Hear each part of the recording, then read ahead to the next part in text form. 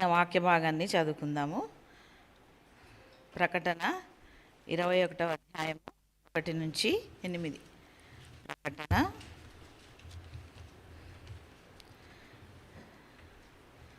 21వ అధ్యాయము 1 నుంచి 8 మార్చి చదువుకుందాము. పేజీ 240. అంతట నేను క్రొత్త ఆకాశమును క్రొత్త భూమిని చూచితిని. మొదటి ఆకాశమును మొదటి భూమియు గతించిపోయెను, సముద్రమును ఇకను లేదు. మరియు నేను నూతన యెరూషలేమును పరిశుద్ధ పట్టణమును నా భర్త కొరకు అలంకరింపబడిన పెండ్లి కుమార్తె వలె సిద్ధపడి పరలోకమందున దేవుని యొద్ద నుండి దిగివచ్చుట చూచింది. అప్పుడు ఇదిగో, దేవుని నివాసము మనుషులతో కూడా ఉన్నది. ఆయన వారితో కాపురముండును. వారు ఆయన ప్రజలయ్యుందురు. దేవుడు తానే వారి దేవుడయ్యుండి వారికి తోడయ్యుండును. ఆయన వారి కన్నుల ప్రతి బాష్పమును తుడిచివేయును. మరణము ఇక ఉండదు, ఇకమైనను ఎట్పైనను వేదనైనను ఇక ఉండదు.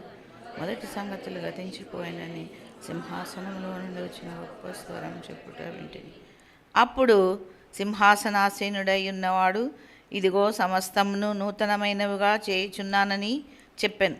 మరియు ఈ మాటలు నమ్మకమును నిజమునై ఉన్నవి గనుక వ్రాయుమని ఆయన నాతో చెప్పుచున్నాడు.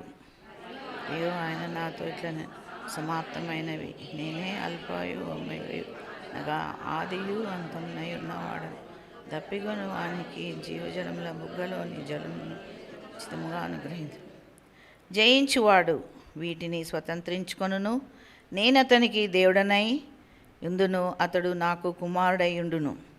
పిరికివారును అవిశ్వాసులను అసహ్యులను నరహంతకులను వ్యభిచారులను మాంత్రికులను విగ్రహారాధకులను అబద్ధికులందరూ అగ్నిగంధకములతో మండు గుండములో పాలు పొందుదురు. ఇది 2వ మరణం. ప్రార్థన చేసుకుందాం. మమ్మల్ని మిక్కిలిగా ప్రేమించిన పరలోకపు తండ్రి, మీ యొక్క ఘనమైన నామం బట్టి మీకు వందనాలు, స్తోత్రాలు చెల్లించుకుంటున్నాము.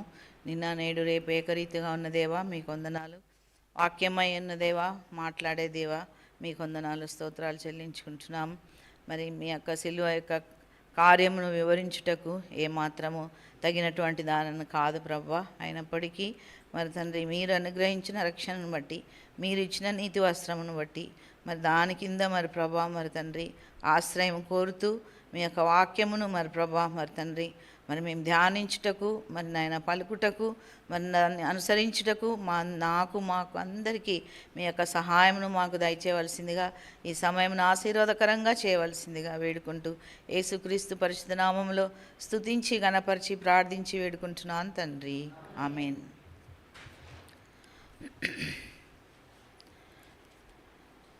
ఈరోజు ఒకవేళ నిద్రపోతూ ఉంటే నేను లేపండి మీరు, ఎందుకంటే 3:30కి మెలకు వచ్చేసింది. మళ్ళా పడుకుంటే లేలేనేమో అని చెప్పేసి 3:30 నుంచే మేల్కొని ఉన్నాను. మీరు కూడా చాలా తొందరగా తయారై వచ్చింటారు దూరం ఉన్న వాళ్ళు. మరి దేవుడు మరి ఆ మెలకువగలిగి విజిలెంట్గా ఉండడానికి దేవుని కృప అనుగ్రహించునుగాక. మనము ఏదైనా సిటీ అంతా చూడాలి అనుకుంటే, ఒక ప్లేస్ చూడాలనుకుంటే ఎక్కడికి వెళ్తాం? పైకి వెళ్తాం కదా. మరి ప్యారిస్ ఉందండి. ప్యారిస్లో ఏముంది చెప్పండి? ప్యారిస్లో ఈఫిల్ టవర్ ఉంది కదా. ఈఫిల్ టవర్ చాలా హైట్. మరి ప్యారిస్ అంతా కనపడాలంటే ఈఫిల్ టవర్ ఎక్కాలంట. మరి అదైతే 1083 ఫీట్ ఉందంట. మరి అది మరి దానిపైకి ఎక్కితే చక్కగా అన్నీ కూడా కనిపిస్తాయి. మరి మన హైదరాబాద్లో గోల్కొండ ఫోర్టు దాని పైన ఆ బురుజు పైన ఎక్కితే మొత్తం సిటీ అది హయ్యెస్ట్ ప్లేస్ అని చెప్పారు. తర్వాత లేకుంటే బిర్లా మందిర్లో కూడా కాలాపహాడ్ అంటారు దాన్ని, అక్కడ ఎక్కితే మొత్తం సిటీ అంతా కనిపిస్తుంది అని చెప్పారనమాట. అలాగే ఈరోజు బైబిల్ అంతా కూడా ఒక గ్లాన్స్ మనం ఇవ్వాలి అని అనుకుంటే కొన్ని నిమిషాల్లో మరి bird's eye view of the Bible అనేటువంటి మరి ఆ యొక్క విషయాన్ని మనం తెలుసుకుందాం. ముందు కంటెంట్స్ మనం చూడండి. Bird's eye view of the Bible, తర్వాత ఏముందండి డిస్పెన్సేషన్ థియరీ అదేం పెద్ద వర్డ్ అనుకోవద్దండి, చాలా సింపుల్. తర్వాత ప్రాఫెసీస్, మరి యేసు యొక్క శ్రమలను గురించినటువంటి విషయాలు ప్రాఫెసీస్. తర్వాత ప్యాషన్ ఆఫ్ ద క్రైస్ట్, మరి ఆయన శ్రమలు మరణం. తర్వాత కింగ్డమ్ ఆఫ్ హెవెన్, మరి ఆయన ఏం బోధించారు, ఎందుకు చనిపోయారు, మరి తర్వాత కొన్ని విషయాలు మనము ధ్యానిద్దాం. ఈ యొక్క bird's eye view of the Bible చూద్దాం. ఫస్ట్ ఏం జరిగిందండి బైబిల్లో, ఏం రాశారు? ఫస్ట్ సృష్టిలో ఏం జరిగింది? సృష్టి క్రమం జరిగింది కదా, సృష్టి క్రమం జరిగింది. గాడ్స్ క్రియేషన్ మొట్టమొదట మరి మానవుని చేశారా? ఏ దినం చేశారు మానవుని? 6వ దినం చేశారు కదా. అంటే 6వ దినం మనిషి వస్తాడని ముందుగానే అన్నీ ప్రిపేర్ చేశాడు దేవుడు కదా. భూమిని, ఆకాశంను, లైట్, మరి సూర్య చంద్ర నక్షత్రాలు, తర్వాత వాటరు, కింద వాటరు, పైన వాటరు, తర్వాత భూమి, తర్వాత ఈ యొక్క జలచరాలు, నీటిలో ఉన్న జంతువులు, పైన ఎగిరే, ఆకాశంలో ఎగిరే పక్షులు, ఇవన్నీ కూడా సృష్టి క్రమమును దేవుడు చేసినట్టుగా చూస్తాం. తర్వాత రెండవదిగా మనం చూసినట్లయితే ఆదాము హవ్వ పడిపోవడం మనం చూస్తామన్నమాట. ఫాల్ ఆఫ్ ద మ్యాన్, మరి మ్యాన్ కైండ్ పడిపోవడం అంటే వారు తినొద్దన్న పండు తిని, ఆజ్ఞాతిక్రమమే పాపము కాబట్టి పాపంలో వారు పడిపోవడము మనం చూస్తామన్నమాట. అంటే ఇదంతా బైబిల్ అంతా ఒక గ్లాన్స్లో బర్డ్స్ ఐ వ్యూ, అంటే ఒక బర్డ్ పైన తిరుగుతూ ఉంటే ఆ ఈగిల్ ముఖ్యంగా దానికి మంచి పవర్ఫుల్ లెన్స్ ఉంటుందంట. మరి ఆ యొక్క లెన్స్తో అది పైన ఎంతో దూరం ఉన్నా కూడా కింద ఏ యొక్క దాని ఆహారం దొరుకుతుందో కనిపిస్తుంది అన్నమాట దానికి. కాబట్టి అలాగ మనము బైబిల్ అంతా, ఎన్ని బుక్స్ ఉన్నాయండి బైబిల్లో? 66 ఉన్నాయి కదా. మరి ఇన్ని కూడా ఒక 2-3 నిమిషాల్లో మనం చూసేద్దాం. తర్వాత నెక్స్ట్ మనం చూసినట్లయితే పితరులను ఏర్పరచుకున్నాడు దేవుడు, మరి జనాంగమును ఏర్పరచుకున్నాడు. అబ్రహాము, ఎవరెవరండి పితరులు? పితరులు అంటే ఎవరు? అబ్రహాము, ఇస్సాకు, యాకోబు, యోసేపు కూడా అక్కడ నలుగురిని చూపించారు కదా. యోసేపు మరి వారందరూ బ్రతికి ఉండడానికి, కరువులో చనిపోకుండా వారు బతికి ఉండడానికి యోసేపును కూడా దేవుడు ఏర్పరచుకున్నాడు. వీరందరినీ పితరులు అని చెప్తారనమాట. మరి తర్వాత నెక్స్ట్ వారు అక్కడ ఐగుప్తుకు వెళ్ళిన తర్వాత యోసేపును బట్టి అక్కడికి వెళ్ళి కరువు అయిపోయాక వారు తిరిగి రాలేదు, అక్కడే ఉండిపోయినారు. కాబట్టి చాలా కష్టాలు పడ్డారు వారు. మరి ఆ కష్టములలో దేవుడు నిర్గమము కదండి, నిర్గమం వారిని అక్కడి నుంచి మరి బయటికి తీసుకొని వచ్చాడు దేవుడు. ఎలాగ తీసుకొని వచ్చాడండి? దేని ద్వారా? ఎర్ర సముద్రము ద్వారా తీసుకొని వచ్చాడు కదండి. విడుదల, 430 సంవత్సరాలు బానిసత్వంలో ఉండినారు. అయినప్పటికీ దేవుడు వారిని జ్ఞాపకం చేసుకున్నాడు, వారిని విడుదల కలుగజేసినాడు అనమాట. తర్వాత వారు అరణ్య ప్రయాణము వారు చేశారనమాట. ఎన్ని సంవత్సరాలు చేశారండి? 40 సంవత్సరాలు అరణ్య ప్రయాణం చేశారు. ఎక్కడికి ప్రయాణం చేశారు? కానానుకు ప్రయాణం చేశారు, వాగ్దాన దేశానికి. 6వదిగా మనం చూసినట్లయితే వారు వాగ్దాన దేశానికి నడిపించబడిన తరువాత అక్కడ సెటిల్మెంట్స్ జరిగినాయన్నమాట. అక్కడంతా ఈ భూభాగము ఈ గోత్రంకి ఇవ్వాలి, ఇక్కడ ఇవ్వాలి అని అన్నీ కూడా సెటిల్ అయిపోయిన తర్వాత మనం చూసినట్లయితే 7వదిగా ఫాలింగ్ అండ్ రైజింగ్. న్యాయాధిపతుల గ్రంథం వస్తుంది కదండి, యెహోషువ అంతా పంచిపెడతాడు. తర్వాత న్యాయాధిపతుల గ్రంథంలో మనం చూసినట్లయితే మరి పడిపోవడం లేవడం. మరి ఒక మంచి న్యాయాధిపతి ఉన్నప్పుడు ఆయనను చూసి ఆయన నడిపించినప్పుడు బాగానే ఉంటారు. మరి కొన్ని సంవత్సరాల తర్వాత పడిపోతారు. మళ్ళీ పడిపోయి మరి అన్యులలాగా ప్రవర్తిస్తూ ఉన్నప్పుడు, మరి దేవునికి మొరపెట్టినప్పుడు మళ్ళా దేవుడు వారికి ఒక న్యాయాధిపతిని పంపించడం. ఈ విధంగా ఫాలింగ్ అండ్ రైజింగ్ ఒక జడ్జెస్లో, మరి న్యాయాధిపతుల గ్రంథంలో. తర్వాత మనం చూసినట్లయితే మరి కింగ్స్ అండ్ ప్రాఫిట్స్, దాని తర్వాత రాజులు వచ్చారు. మాకు రాజు కావాలి అని ఈ యొక్క లాస్ట్ న్యాయాధిపతి అయినటువంటి ఎవరండి లాస్ట్ న్యాయాధిపతి? సమూయేలు కదా. సమూయేలు అంటే ఆయన న్యాయాధిపతి, తర్వాత యాజకుడు, అన్నీ కూడా మరి ఆయన జడ్జి కూడా అన్నమాట.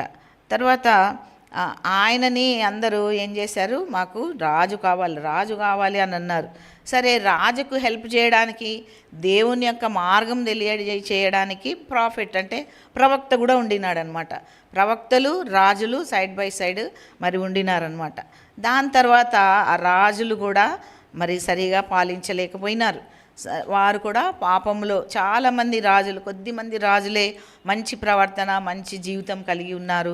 మరి చాలామంది రాజులు మరి వారు పడిపోయారు, ప్రజలను కూడా నడిపించలేకపోయినారు. కాబట్టి వారి పాపమును బట్టి దేవుడు ఏం చేసినాడండి, వారిని అశూరీయులు తర్వాత బబులోను చెరలోకి వారిని తీసుకొని పోయినారు. అక్కడ ఏడుపులాగా గుర్తుంది కదండి, ఆ చెరలోకి తీసుకొని పోయినారనమాట దేవుడు. దాని తర్వాత మనం చూసినట్లయితే 10వదిగా చెర నుండి విడుదల కూడా దయచేసినాడు.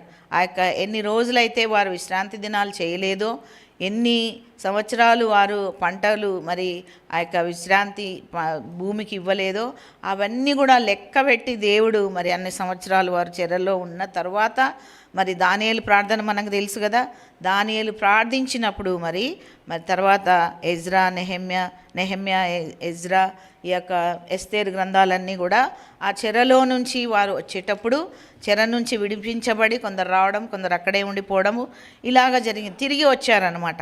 దాని తర్వాత 11వదిగా మనం చూసినట్లయితే విష్ అని పెట్టింది అక్కడ మార్క్. ఏంటి అనంటే సైలెంట్ పీరియడ్. 400 సంవత్సరాలు మరి యేసు ప్రభు జన్మించేంత వరకు కూడా సైలెంట్గా మరి ఏం జరిగిందో బైబిల్ గ్రంథంలో వ్రాయలేదు. అది 400 సంవత్సరాల సైలెంట్ పీరియడ్ అని చెప్తారు. దాని తర్వాత 12వదిగా మనం చూసినట్లయితే సువార్తలు వచ్చాయన్నమాట. యేసుప్రభు మరి సువార్తల్లో యేసుప్రభు యొక్క జననము, సిలువ, మరణము, పునరుత్థానము ఇవన్నీ కూడా సిలువ మార్గము అక్కడ మనకు కనిపిస్తుంది అనమాట. మనము ఆ యొక్క విషయాన్ని మనం ఈరోజు ధ్యానించడానికి మనం ఇక్కడికి వచ్చాం. దాని తర్వాత సిలువ మరణము పునరుత్థానము తర్వాత మరి నేను వెళ్ళిపోతున్నాను కానీ మీకు హోలీ స్పిరిట్ పరిశుద్ధాత్మను మీకు పంపిస్తాను అని చెప్పి ప్రభువు మరి పరిశుద్ధాత్మను మరి సంఘానికి పంపించాడనమాట. దాని తర్వాత శిష్యులకు ఆజ్ఞ ఇవ్వగా ఒక జనరేషన్ తర్వాత మరి వారు ఏం చేశారు, భూదిగంతాల వరకు వెళ్ళారనమాట. మరి యెరూషలేములోను యూదయ సమరయ భూదిగంతం అపోస్తల కార్యం 1వ అధ్యాయంలో 8వ వచనంలో ఉంటుంది.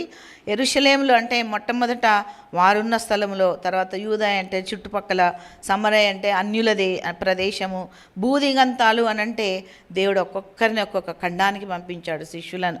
మరి ఈ విధంగా పరిచర్య శిష్యుల ద్వారా మరి మన వరకు కూడా ఇది వచ్చిందనమాట.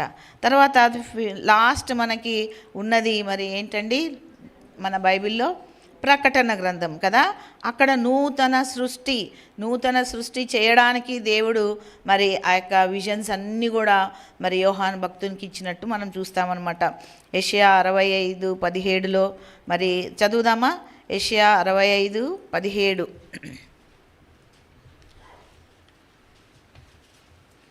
ఎవరైనా మైక్ పెట్టుకొని దగ్గర ఉండి చదవండి వీలైతే.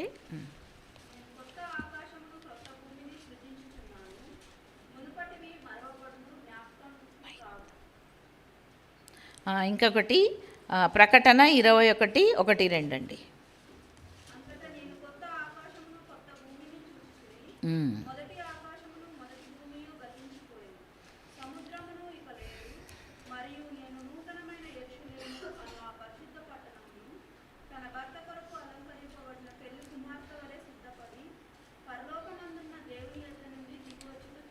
చాలండి.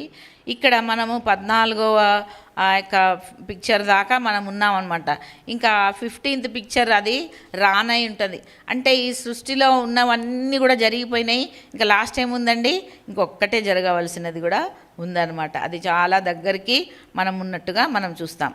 తర్వాత ఇంకొక డిస్పెన్సేషన్ థియాలజీ అని ఒకటి మరి రాశారనమాట. ఈ యొక్క క్రైస్తవ మరి ఆ యొక్క రీసెర్చర్స్ కానీ థియాలజియన్స్ కానీ ఏం రాశారంటే డిస్పెన్సేషన్ థియాలజీ అని అంటే, డిస్పెన్సేషన్ అనగా ఒక నిర్దిష్ట కాలంలో మనుషులతో దేవుడు వ్యవహరించినటువంటి చరిత్ర, దేవుడు మనుషులు ఏ విధంగా చరిత్ర జరిగింది అని చెప్పేసేసి డిస్పెన్సేషన్ అని ఒక నిర్దిష్ట కాలంలో మనుషులతో దేవుడు వారితో వ్యవహరించినటువంటి చరిత్రను దాన్ని ఎలాగ విభజించినారంటే యుగాల పేర్లతో విభజించినారనమాట.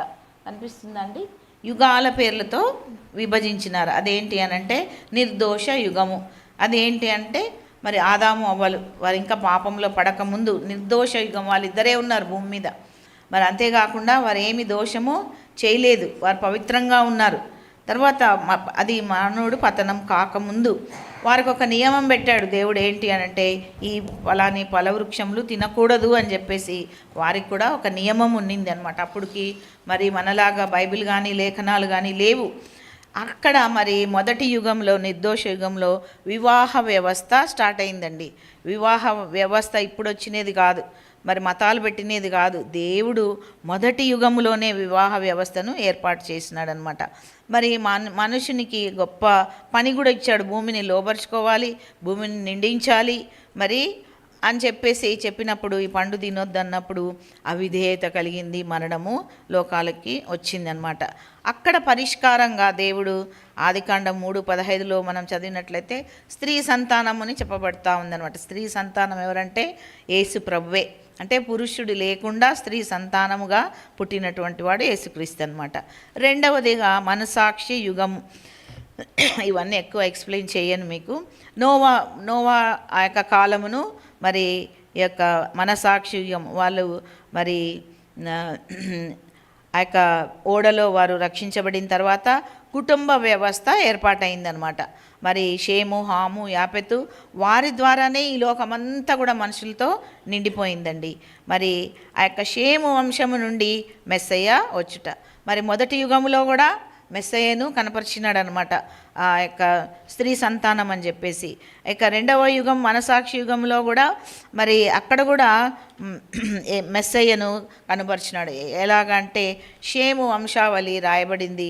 మరి అక్కడ దాని నుంచి యేసయ్య మెస్సయ్య వస్తాడు అని చెప్పేసి అది కూడా మనకు గుర్తుగా కనిపిస్తుంది. మూడవదిగా మానవ ప్రభుత్వ యుగం.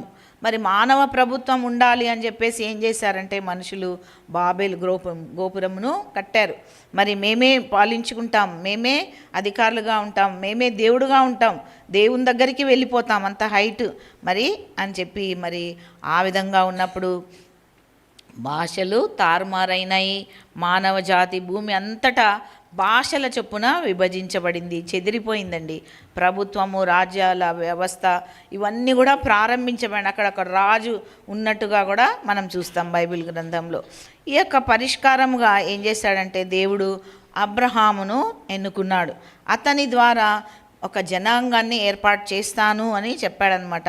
నీ సంతానం ద్వారా మరి వంశములు ఆశీర్వదించబడతాయి అని చెప్పడం మనం చూస్తాం. మరి ఆదికాండం 12:1-2 వచనాల్లో మనం చూస్తాం. మరి ఒక వ్యక్తిని మరి అబ్రహాము ద్వారా మెస్సయ్య వస్తాడు అనే విషయం అక్కడ కూడా తెలియబడతా ఉంది. తర్వాత వాగ్దాన జనాంగం, పితరులు అబ్రహాము, ఇస్సాకు, యాకోబు, యోసేపులు మరి ఐగుప్తులో అబ్రహాము నిబంధన తర్వాత ఆయన ద్వారా అన్ని వంశాలు ఆశీర్వదింపబడతాయి. యేసుక్రీస్తు తర్వాత ఆ యొక్క నిర్గమంలో కూడా వారిని తీసుకొని పాపము నుంచి, అంటే ఐగుప్తు పాపమునకు గుర్తు, అక్కడి నుంచి తీసుకొని రావడం. తర్వాత ధర్మశాస్త్ర యుగం. వారు అక్కడి నుంచి వచ్చిన తర్వాత మోషేకి ఏమి ఇచ్చాడండి దేవుడు? ధర్మశాస్త్రాన్ని ఇచ్చాడు. అప్పుడు వరకు రిటర్న్ లేఖనాలు ఏవి లేవు అనమాట. ఈ యొక్క యుగంలో, ధర్మశాస్త్ర యుగంలో మరి యొక్క 10 ఆజ్ఞలు కానీ వేరే ఆజ్ఞలు కానీ ఇవన్నీ కూడా లిఖించబడిన గ్రంథాలు ఇక్కడి నుంచి స్టార్ట్ అయినాయి అన్నమాట. తర్వాత యాజకత్వము కానీ, బలులు కానీ, తర్వాత పండుగలు, నియామక కాలాలు, విశ్రాంతి దినము, ప్రత్యక్ష గుడారము, దేవాలయము ఇవన్నీ కూడా కొత్త నిబంధన వరకు కూడా ఈ ధర్మశాస్త్రము యుగము కొనసాగిందండి.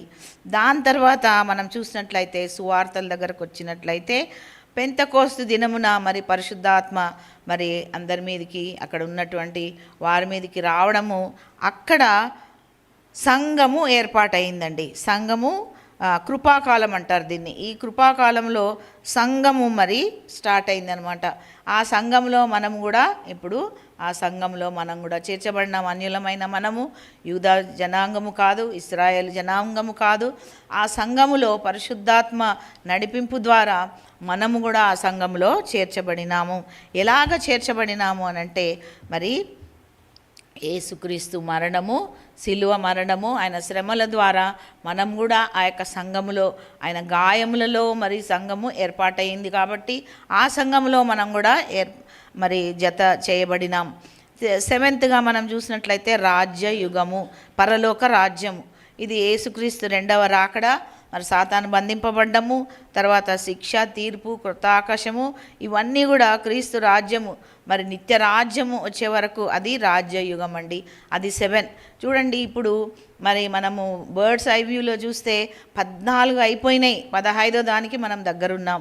ఇక్కడ డిస్పెన్సేషన్ థియాలజీలో యుగాలు మనం చూసినట్లయితే అన్ని 6 యుగాలు అయిపోయినాయి, 7వ యుగానికి మనము దగ్గరగా ఉన్నాము. కాబట్టి ఇంకా మనము మరి బేసిక్ లెసన్స్ ఇంకా మనము అవే నేర్చుకునే వారంగా ఉన్నాం, కానీ సిద్ధపడిన వారంగా మనము ఉండాలి అని చెప్పేసి మనము జ్ఞాపకం చేయబడతా ఉంటున్నాం.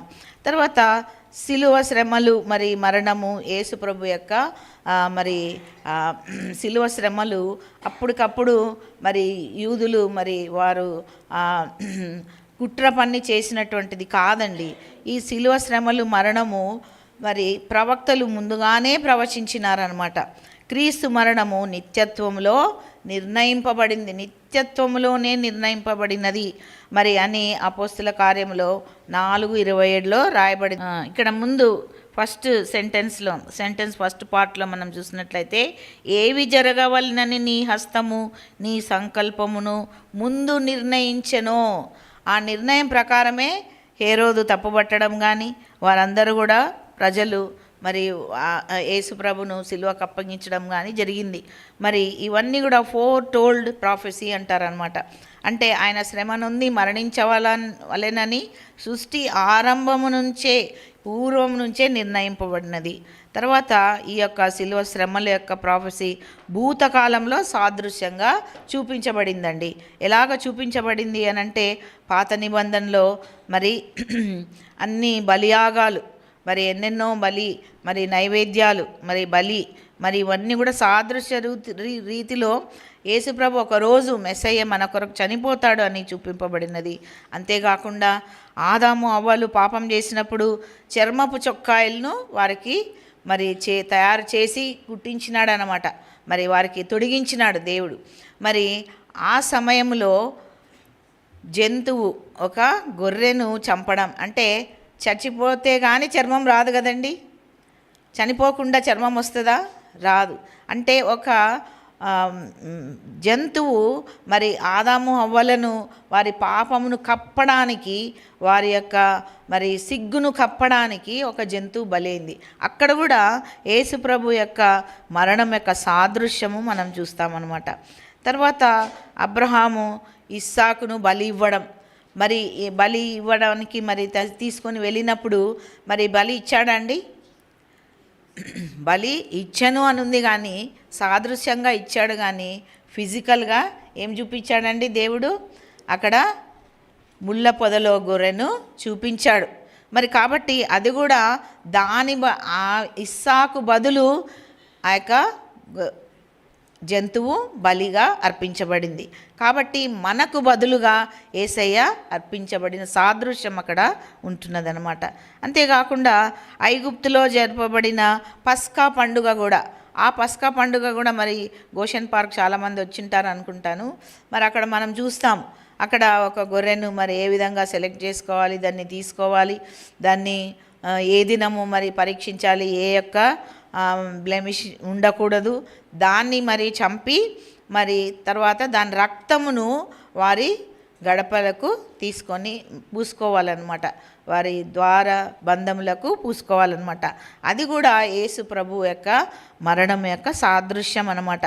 ఇప్పటికీ మరి పస్కా పండుగ చేస్తున్నారు, కానీ యూదులు యేసు ప్రభును వారు నమ్మరు.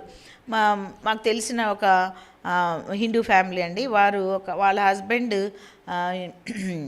యెరూషలేంలో మరి అక్కడ పనిచేస్తాడనమాట. మరి పనిచేస్తూ మరి వచ్చినప్పుడు మా సిస్టర్ వాళ్ళతో కలిసినప్పుడు, మీరు ఇక్కడ చాలా చెప్తారండి జీసస్ అని, అక్కడ ఎవ్వరు కూడా మీలాగా చర్చిలకు పోవడం కానీ జీసస్ని ప్రేయర్ చేయడం కానీ నేను ఎప్పుడు చూడలేదండి అని అంటే, వారు మెస్సయ్య ఇంకా వస్తాడనే అనుకుంటూ ఉన్నారు. యేసు ప్రభు వచ్చాడు, వారు మన పాపంలో కొరకు చనిపోయినాడు అని చెప్పి వారు ఇప్పటికీ నమ్మడం లేదు. ఇంకా ఆ పస్కా బలిలోనే ఉన్నారు వాళ్ళు. తర్వాత మనము పాత నిబంధనలో ప్రవచించబడిందండి. క్రీస్తు మరణము నిత్యత్వంలో నిర్ణయింపబడింది, భూతకాలంలో సాదృశ్యంగా చూపబడింది, పాత నిబంధనలో ప్రవచింపబడింది. ఈ ప్రవచనాలు మనం చూద్దాం. కీర్తనలు 22:1. కీర్తనలు 22:1. ఇక్కడ నన్నేల విడనాడితివి అని సిలువ మీద మాట్లాడిన మాట మరి కీర్తనల్లోనే రాయబడినట్టు మనం చూస్తామన్నమాట. మరి యెషయా గ్రంథం అయితే మనం చెప్పక్కర్లేదు, చాలా వచనాలు మరి యెషయా గ్రంథం 53లో మరి రాయబడినాయి అన్నమాట. దానియేలు 9:26 చదువుతారా? వచ్చినట్టి రాజు యొక్క ప్రజలు పవిత్ర పట్టణమును పరిశుద్ధ ఆలయమును నశింపజేయుదురు. చాలండి. అక్కడ కూడా దానియేలు మరి ఆ యొక్క లెక్కలు మనం చూసినట్లయితే దానియేలు కూడా ప్రవచించినాడండి 9:26లో. జకర్యా 11:12 చూస్తారా? మీకు అనుకూలమైన ఎడల నా కూలి నాకు ఇయ్యుడి, లేని ఎడల మానివేయుడని నేను వారితో అనగా వారు నా కూలికై 30 తులముల వెండి తూచి ఇచ్చిరి. ఇక్కడ 30 తులముల వెండి తూచి ఇచ్చినారని మరి అక్కడ కూడా రాయబడింది అనమాట. అంటే మరి 30 వెండి నాణేలు మరి తీసుకున్నాడు కదండి యూదా అప్పగించడానికి, అది ఆనాడే రాసి ఉంచారనమాట. తర్వాత జకర్యా 13:7. ఖడ్గమా నా గొర్రెల కాపరి మీదను నా సహకారి మీదను పడుము, ఇదే సైన్యములకు అధిపతియగు యెహోవా వాక్కు. గొర్రెలు చెదిరిపోవునట్లు కాపరిని హతము చేయుము, చిన్నవారి మీద నేను నా హస్తముంచుదును, ఇదే యెహోవా వాక్కు. ఇక్కడ కూడా గొర్రెలు చెదిరిపోతాయి అని చెప్పేసి యేసుప్రభు యొక్క శిలువ కార్యమును అక్కడ రాయడం జరిగిందనమాట. కాబట్టి మరి క్రీస్తు మరణం నిత్యత్వంలో నిర్ణయించబడింది, భూతకాలంలో సాదృశ్యంగా చూపబడింది, తర్వాత పాత నిబంధనలో ప్రవచింపబడింది, తర్వాత వర్తమాన కాలంలో నెరవేర్చబడింది. ఆ నెరవేర్పు మనందరికీ తెలుసు. సువార్తల్లో పత్రికల్లో మనం ఈ విషయాన్ని మనం చూస్తూ ఉంటాం. మత్తయి సువార్త 27, మార్కు సువార్త 15, లూకా సువార్త 23, యోహాను సువార్త 19. మరి ఈ యొక్క వాక్య భాగాలన్నీ మనం గుడ్ ఫ్రైడే రోజు యేసు ప్రభు పలికినటువంటి 7 మాటలు మనం ఈ సువార్తల్లో మనం చదువుతూ ఉంటాం అన్నమాట. మరి 1 కొరింథీ 15:3 చదువుతారా? 1 కొరింథీ 3:15.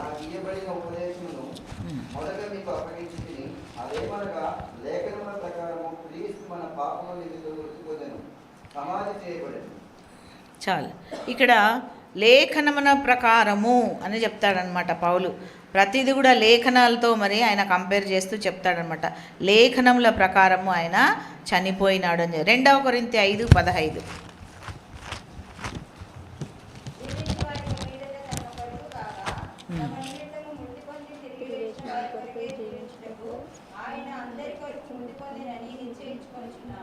అందరి కొరకు మృతి పొందినాడండి. ఇది క్రైస్తవుల దేవుడు అని చెప్పేసి మళ్ళా ఇంగ్లీష్ వాళ్ళ దేవుడు, బ్రిటిషర్స్ వచ్చి మరి ఆ యొక్క మతాన్ని స్థాపించినారు అని చెప్పి చెప్పడం కాదు. కానీ మరి లేఖనాల్లో మనం వర్తమాన కాలంలో నెరవేరింది ఏంటి అని అంటే, ఆయన అందరి కోసం చనిపోయినాడు. అందరికీ దేవుడు, ఆయన అందరి కోసం చనిపోయినాడు అనమాట.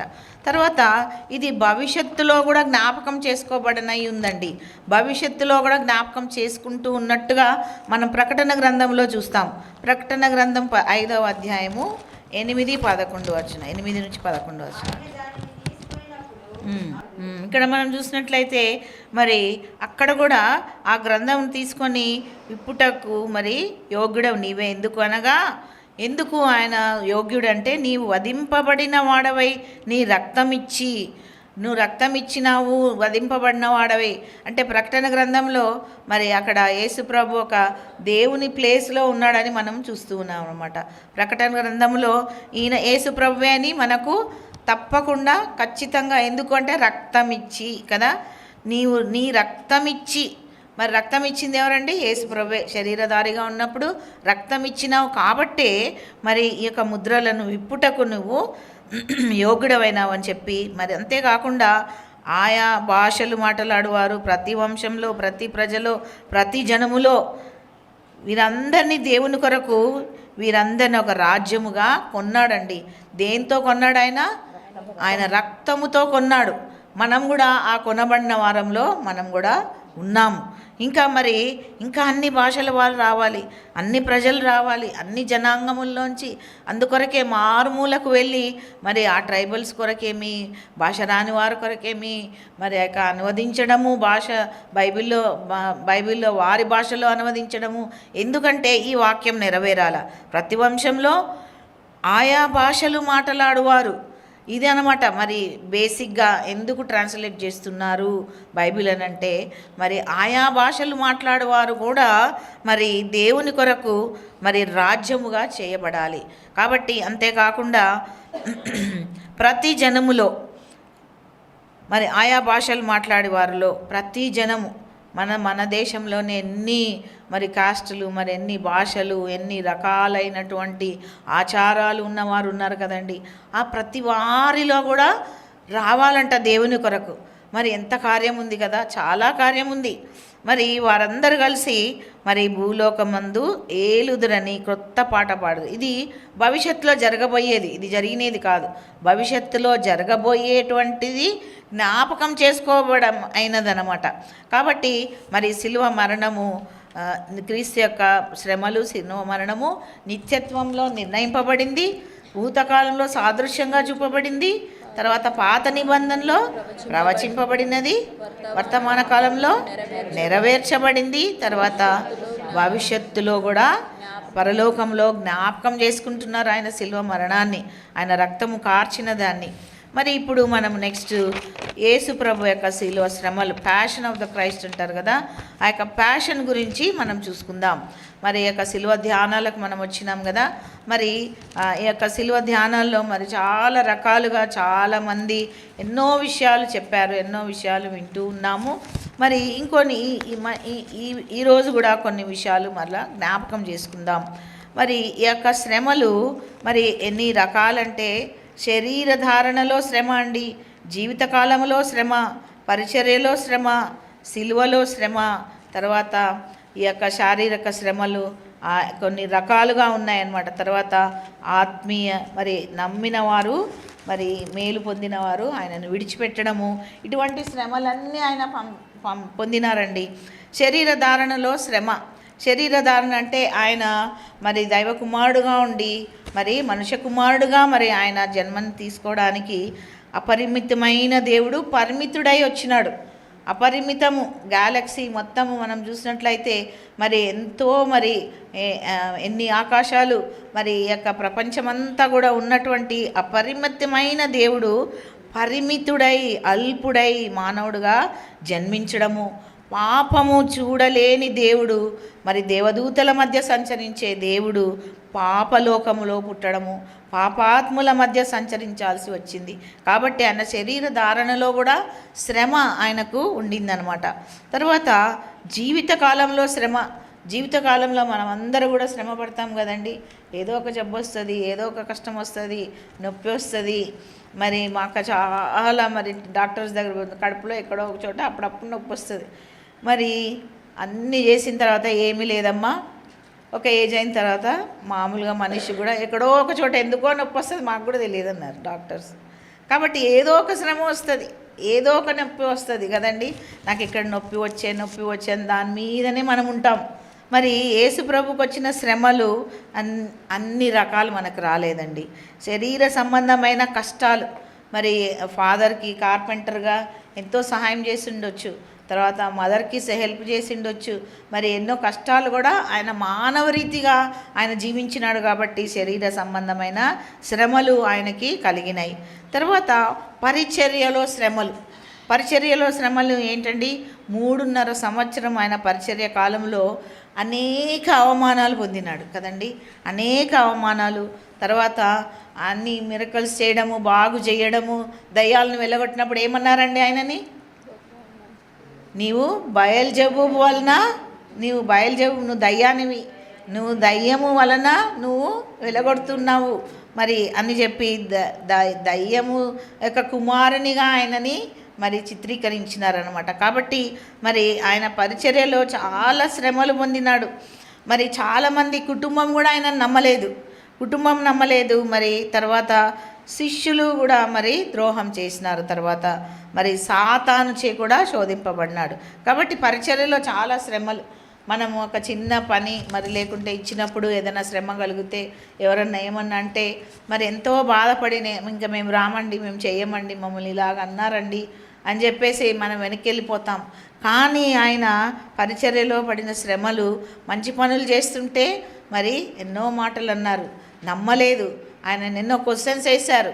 ఆయనని పట్టుకోవడానికి ఆయనలో తప్పు పట్టుకోవడానికి ఎంతో మరి శాస్త్రులు పరిసయ్యులు మరి ఎప్పుడు చూసిన ఆయనను వెన్నంటి ఉండేవారు. ఆయన ఎక్కడికి వెళ్తే, ఎక్కడ బోధిస్తుంటే అక్కడికి వెళ్ళి ప్రశ్నలు వేసేవారు. ఆయనని మరి ఎంతో ఇబ్బంది పెట్టేవారు అనమాట. కాబట్టి ఇంకా ఎన్నోసార్లు ఆయనను పైన కొండ మీద నుంచి కిందికి త్రోసివేయాలని కూడా ప్రయత్నం చేసినారు.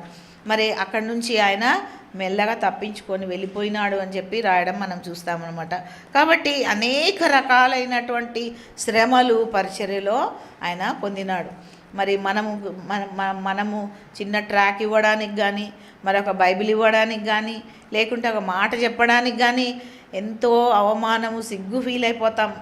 మరి ఎవరైనా ఏమన్నా అంటే మరి చాలా బాధపడిపోతాం. ఇంకా ఆ పరిచర్యకే వెళ్ళాం, ఆ వ్యక్తులతోనే మాట్లాడము.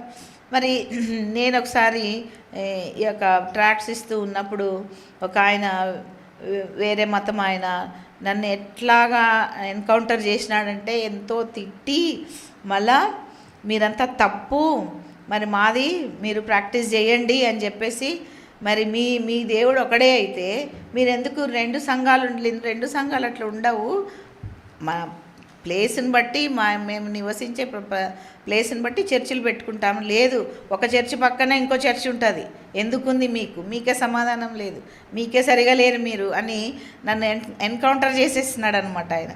కాబట్టి ఇటువంటి శ్రమలు మనము దేవుడు అనుభవించినాడు కాబట్టి, ప్రభు అనుభవించినాడు కాబట్టి ఆయన మనకు శక్తి ఇవ్వడానికి సమర్థుడు.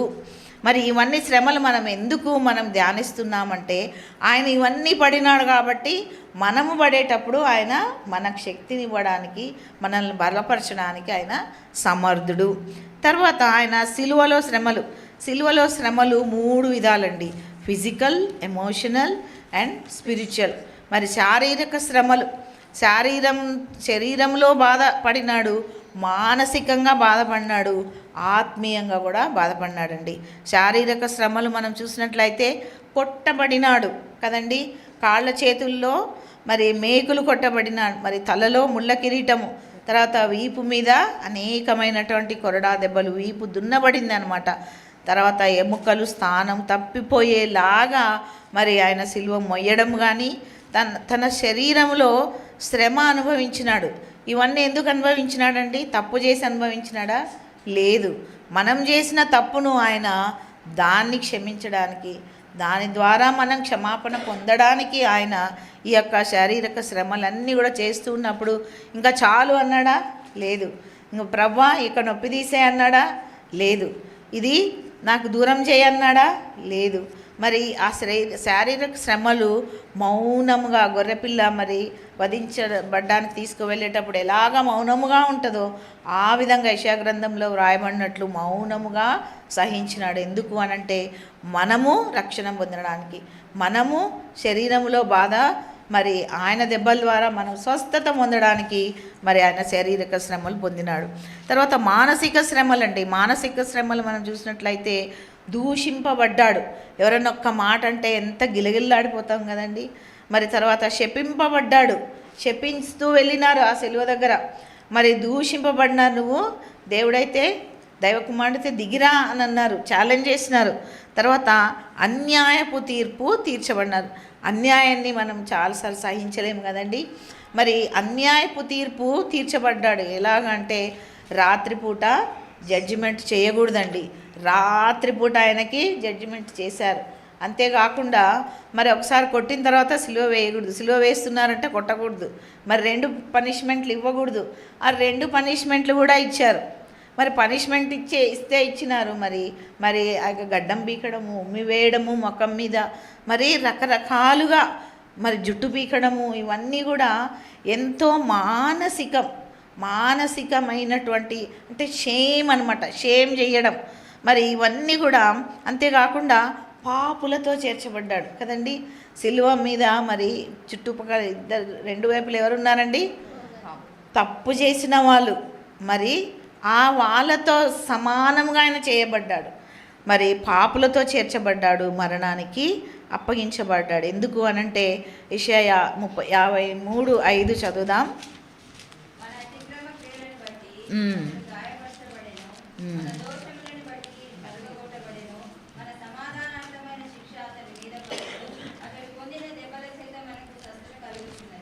చాలమ్మా.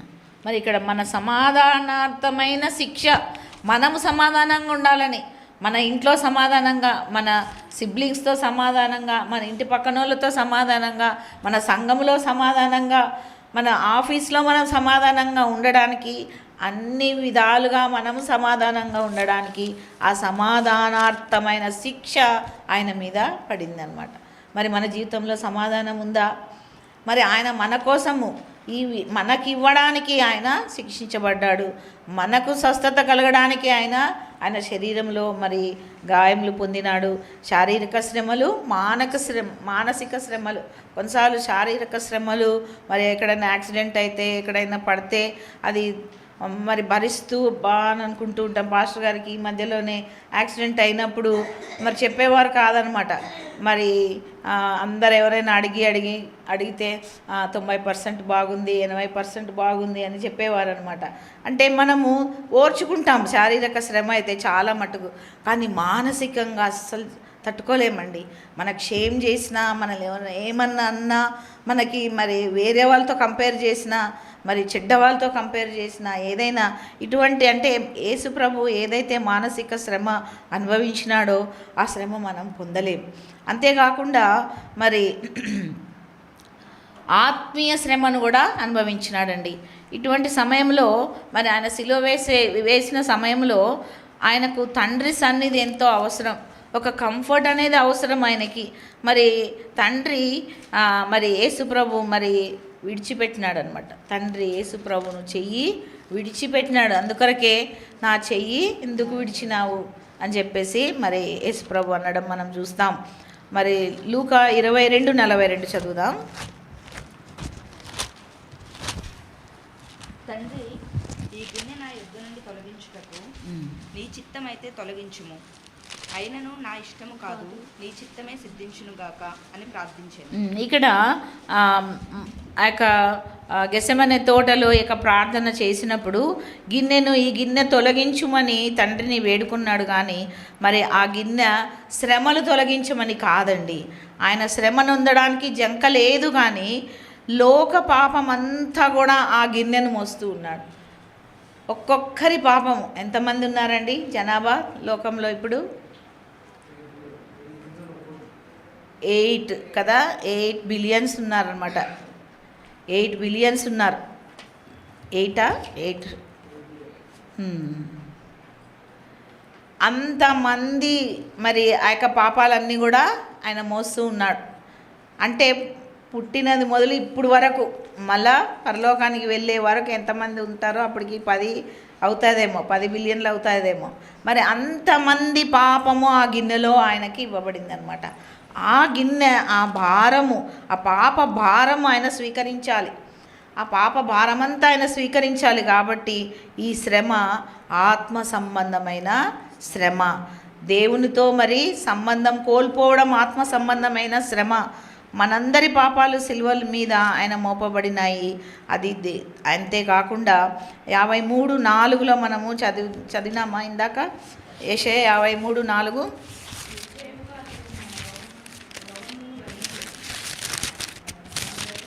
53:4 అమ్మా. నిశ్చయముగా అతడు మన రోగములను భరించెను, మన వ్యసనములను వహించెను. అయినను మొత్తబడిన వానిగాను దేవుని వానిగాను దేవుని వలన బాధింపబడినాడండి. దేవుని వలన బాధింపబడడం కదా, మన వలన మరి శరీరంలో మరి ఎమోషనల్గా మానసికంగా, అంతేకాకుండా దేవుని వలన మొత్తబడిన వాడుగా ఉండినాడు. ఇది ఎంత ఘోరం కదా.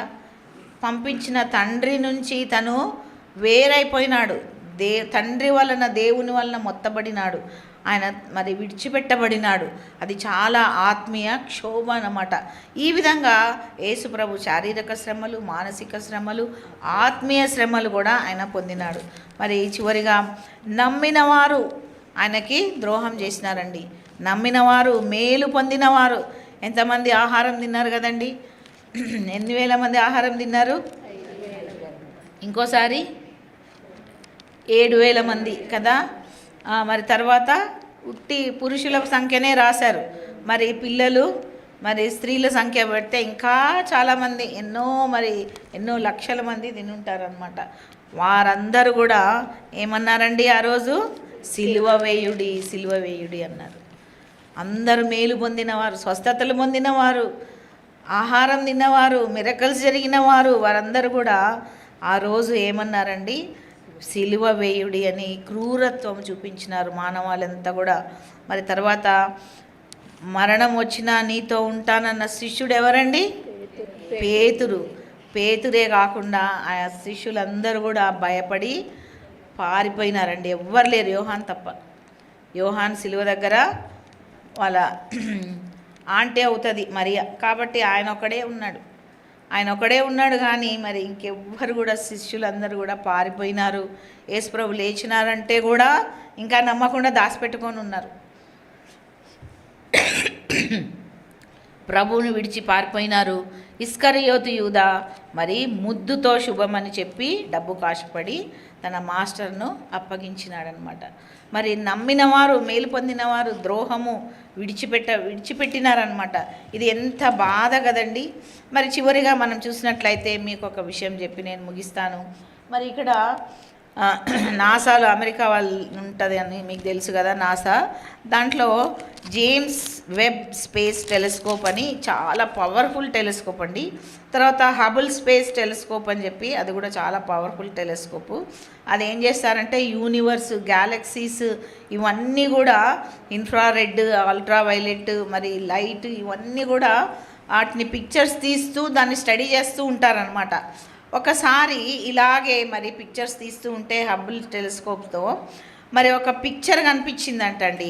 ఆయన ఎవరైతే శాస్త్రజ్ఞుడు మర్కియా మోనాన్ అని ఒక శాస్త్రజ్ఞుడు, ఆయన చేస్తూ ఉన్నప్పుడు ఒక నల్లని మబ్బుల మధ్య దగదగ మెరిసే పట్టణాన్ని దాన్ని బయటికి ఇవ్వడానికి ఇంకా కొంచెము రీసెర్చ్ అవసరమని ఇంకా వారు ఇవ్వటం లేదనమాట. కాబట్టి ఇది చూసినప్పుడు నాకు నిజంగా అక్కడ ఈ పక్కన ఉంది చూడండి, ఆ యొక్క దగదగా మెరుస్తున్నటువంటి ఒక చిన్న గ్లిమ్స్ అట్లా ఆ ఫోటోలో పడిందంట. అంటే ఎంత నిజమో చూడండి. పరలోక రాజ్యం ఉన్నది, పరలోకం ఉన్నది అని చెప్పేసి ఫిజికల్గా కూడా దేవుడు చూపించేసేస్తున్నాడు అనమాట. ఎందుకు అనంటే మనం అందరం సిద్ధపడాలని చెప్పి. మరి సిద్ధపడడం చూసినట్లయితే 10 మంది కన్యకల్లో ఎంతమంది సిద్ధపడినారండి? 5 మంది. మరి సిద్ధపడిన వారుగా ఇక్కడ అందరు ఉన్నామనుకోండి, వీళ్ళు సిద్ధపడిన వాళ్ళు, వీళ్ళు సిద్ధపడలేదు కనపడం. అందరం సేమ్ ఉంటాం, అందరూ సేమ్ వస్తాం చర్చికి, సేమ్ మాట్లాడుకుంటాం, సేమ్ వాక్యం వింటాం, అన్నీ చేస్తాం. లాస్ట్కి 5 మందే వెళ్ళారు. ఎవరండి వాళ్ళు? అందరు నిద్రపోయినారు. 10 మందిలో అందరు నిద్రపోయినారు. వీళ్ళు 5 మంది నిద్రపోలేదని కాదు, 10 మంది నిద్రపోయినారు. కానీ నూనె ఉంచుకొని సిద్ధపడిన వారుగా ఉన్నారు. కాబట్టి మెలకువగా ఉండు. ఆ స్టోరీలో మరి ఆ యొక్క ఉపమానంలో యేసుప్రభు ఏం చెప్తాడంటే మెలకువగా ఉండు. ఈ యొక్క శిల్వ ధ్యానాలు ఇవన్నీ కూడా అయిపోయినాయి. యేసుప్రభు తనేమి దాన్ని హైప్ చేయాలని లేదు, కానీ దానివల్ల మనము తగ్గింపు నేర్చుకోవాలి అని దేవుడు మనకి ఈ యొక్క కార్యాన్ని చేస్తూ ఉంటున్నాడు. తర్వాత లాజరు ధనవంతుడు ఆ యొక్క మరి విషయం కూడా యేసుప్రభు చెప్పాడు. దాంట్లో ఏమని చెప్తూ ఉంటున్నాడంటే మరి టైం లిమిట్ ఉంది. ఆయన అక్కడికి పోయినాక అన్నీ తెలుసుకున్నాడు అనమాట ధనవంతుడు. ఇప్పుడు పంపండి, మా యొక్క వారందరూ ఉన్నారు, వాళ్ళందరూ రక్షించబడాలి అని అంటున్నాడు. టైం అయిపోయిందండి. టైం అయిపోయిన తర్వాత మనము ఈ లోకంలో దేహంతో ఉన్నంత వరకే మనము కరెక్షన్ కానీ, మరి సేవ కానీ, మరి సువార్త చేయడం కానీ, మరి ఇతరుల కొరకు మనం సహాయం చేయడం కానీ అన్నీ కూడా ఈ లోకంలోనే. ఇక్కడ మరి వదిలిన తర్వాత ఇంకేమి కూడా చేయడానికి వీలు లేదు. తర్వాత మనం చూసినట్లయితే మరి లూకాసు వార్త 14వ అధ్యాయంలో అక్కడ ఒక ఇదొక్కటి చెప్పి నేను ముగిస్తాను. అక్కడ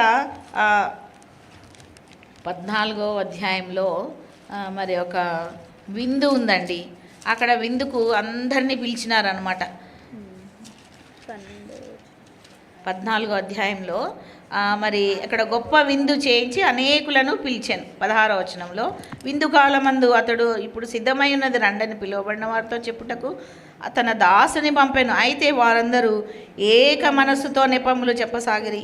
పొలమును కొన్నానని ఒక ఆయన, ఎద్దులు కొన్నానని ఒక ఆయన, స్త్రీని వివాహం చేసుకున్నానని ఒక ఆయన. అంటే ఎద్దులు చూడకుండా కొంటారా అండి?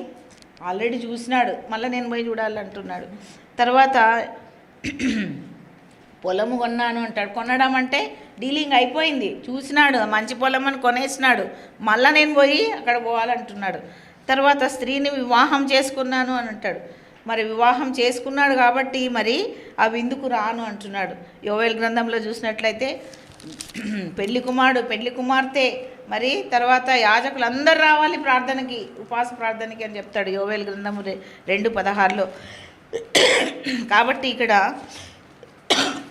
ఈయన చేసినటువంటి విందుకు మరి వీళ్ళు సాకులు చెప్తూ ఉన్నారనమాట. అప్పుడు ఏం చెప్తున్నాడంటే అప్పుడు ఆ దాసుడు తిరిగి వచ్చి ఈ మాటలు తన యజమానికి తెలియజేయగా ఆ ఇంటి యజమానుడు కోపపడి, నీవు త్వరగా పట్టణపు వీధుల్లోనికి, ఎక్కడ వెళ్ళాలంటండి?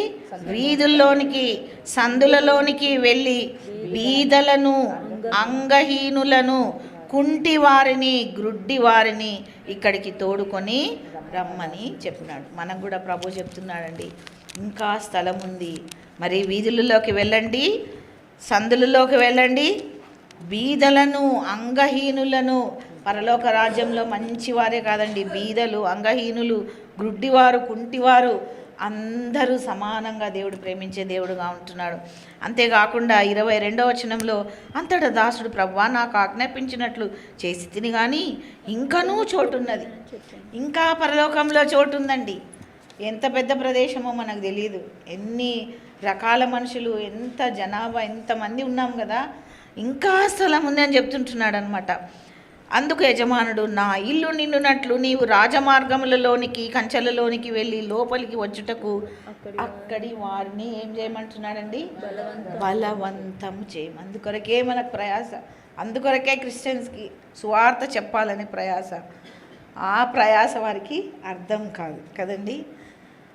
ప్రభుని ఎరగని వారికి అర్థం కాదు. ప్రభు తెలిసిన వారు కూడా ఆ భారం లేకుండా ఉంటున్నారు. ఇక్కడ బలవంతం చేయము, ఏలైనగా పిలువబడిన మనుషులలో ఒకడును నా విందు రుచి చూడనని మీతో చెప్పుచున్నాను. కాబట్టి ఈ పరలోకంలో అందరికీ స్థానం ఉందండి, అందరూ పిలువబడుతున్నారు. ఇంకా అందరినీ బలవంతము చేయమని చెప్తూ ఉంటున్నాడు. కాబట్టి మనం కూడా మరి ఇంకా కొన్ని ఉపమానాల్లో, యేసుప్రభు చెప్పిన ఉపమానాల్లో మరి ఆ యొక్క గురుగులు, విత్తనాలు సేమ్ మరి ప్లేస్లో మరి వేసినారు. మంచి విత్తనాలు వేసినాడు, సాతాను వచ్చి గురుగులు విత్తినాడు. అవి పెరిగినప్పుడు వారి దేవదూతలు వచ్చి ఇవి పెరికేసేస్తాము, మంచివి పెడతామంటే వద్దు వద్దు, లాస్ట్ వరకు ఉంచండి, లాస్ట్లో గురుగులు తీస్తామంటే ఇంకా రక్షించబడతారేమో, ఇంకా నా దగ్గరకు వస్తారేమో, ఇంకా మారు మనసు పొందుతారేమో అని చెప్పేసి ఆయన సమయం ఇస్తూ ఉంటున్నాడు. కాబట్టి ఈ యొక్క ఇచ్చే సమయంను వ్యర్థం చేసుకోకుండా ప్రజలు మరి రక్షణ పొందాలని మనం కూడా మరి వీధుల్లోనికి వెళ్ళి, కంచెల్లోనికి వెళ్ళి ఇంకా స్థలం ఉన్నదని చెప్పి పిలుచుకొని రావాలా. అంతేకాకుండా బలవంతము కూడా చేయమని చెప్తుంటున్నాడు. కాబట్టి ఈ యొక్క మరి అటువంటి కార్యంలో దేవుడు మనందరికీ కూడా ఆయన శిలువ శక్తిని అనుగ్రహించి మనము ఆయన పరిచర్యకు ముందు కొనసాగి అనేక మందిని యొక్క పరిశుద్ధ పట్టణంలోనికి, ఇది చాలా దగ్గరగా ఉందండి, అన్నీ అయిపోయినాయి. అన్ని యుగాల్లో ఈ యుగం లాస్ట్. మరి అన్ని బర్డ్స్ ఐ వ్యూలో ఏముంది, అన్నీ అయిపోయినాయి. లాస్ట్ మరి నూతన సృష్టి ఒక్కటే మిగిలిందనమాట. కాబట్టి మనం చాలా దగ్గరగా ఉన్నాం. ఈ యొక్క పనిలో మనమందరం కూడా మరి ఎంతో ఆసక్తితో మరి విజిలెంట్గా మనము కార్యాలు ఏమేమి జరుగుతున్నాయి, మరి బైబిల్ ప్రకారం ఏమేమి జరుగుతున్నాయని ఒకవైపు విజిలెంట్గా ఉండాలి. పాముల వలె వివేకము కలిగి, పావురముల వలె నిష్కపటులు కలిగి, బలవంతముగా పట్టబడినటువంటి మరి సంఘముగా అందరినీ కూడా చేర్చేటువంటి విషయంలో మనం కూడా పాటు తీసుకొని మనం కూడా ఆ ముందుకు వెళ్ళాలని ఈ యొక్క శిలువ ధ్యానాల్లో జ్ఞాపకం చేయబడుతుంటున్నాం. ప్రార్థన చేసి ముగిస్తాను. గొప్ప దేవా, మీకు వందనాలు స్తోత్రాలు చెల్లించుకుంటున్నాం నాయన. మీరు పొందిన శ్రమలు అనేకములు ప్రభువా, మరి అటువంటి శ్రమలు మేమేం పొందలేదు. మరి నాయన మీరు శారీరకముగా, మానసికముగా, ఆత్మీయంగా అనేక శ్రమలు మీరు పొంది ఉంటున్నారు ప్రభువా. ఇవన్నీ నాయన మీరు తప్పు చేసి కాదు కానీ నాయన మా కొరకు, మేము చేసిన పాపముల కొరకు, మరి తండ్రి మేము తండ్రి శరీరముతో చేసిన పాపముల కొరకు, తలంపులతో చేసిన పాపముల కొరకు, ఆత్మీయంగా మీకు విరోధులంగా మేము ఉన్నటువంటి అనేక విషయాల కొరకు మీరు మా కొరకై ఈ యొక్క శిలువ శ్రమలు మీరు అనుభవించి ఉంటున్నారు. మేము రక్షణ పొందడానికి, మేము మేలు పొందడానికి, సమాధానార్థమైనటువంటి శిక్షను మరి ప్రభా మరి మాకు సమాధానం ఇవ్వడానికి మీరు శిక్ష పొందినారు. నిత్య జీవం ఇవ్వడానికి, పరలోకంలో మరి పరలోక రాజ్యంలో మాకు స్థలం ఇవ్వడానికి మీరు తండ్రి ఈ యొక్క మార్గం ద్వారా మేము రావాలని మీరు యొక్క శిలువ మరణను పొంది ఉంటుండగా మరి నాయన శిలువ ద్వారా మేము ఆ యొక్క పరలోక పట్టణంలో ప్రవేశించడానికి మీరు నాయన మీరు ఇక ఏర్పాటును చేసి మమ్మల్ని అందరినీ మరి ప్రభా మరి యొక్క ఇరుకు మార్గంలో, శిలువ మార్గంలో నడిపించడానికి మీరు ఇష్టపడినందుకై మీకు వందనాలు స్తోత్రాలు చెల్లించుకుంటూ, అనేక మంది ఇంకా మరి తెలియని వారు మరి ప్రభా స్థలం చాలా ఉంది, అందరిని పిలుచుకొని రమ్మని మీరు చెప్తుంటుండగా ఆ యొక్క సువార్త కార్యంలో మేమందరం కూడా మరి ప్రభా మరి సిగ్గుపడక పాలు పొందే వారంగా మేము ఉండగలుగుటకు మీరే మాకు సహాయం దయచేయమని యేసు నామంలో ప్రార్థిస్తుంటున్నాము తండ్రి. ఆమేన్. Praise the lord.